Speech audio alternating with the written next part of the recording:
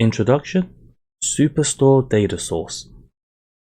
In most of this course, we will be using the Superstore data source that is provided by Tableau.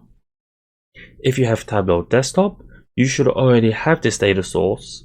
However, if you're using Tableau Public, you can download this data source from the resources below.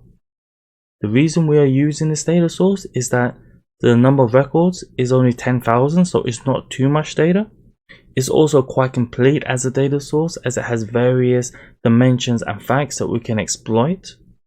However, the key thing here is in this course, apply the lessons using the Superstore data source. However, for each lesson, try to apply this to your own data sources, whether it be your corporate data source or one that you're working on at the moment, because practice really makes perfect.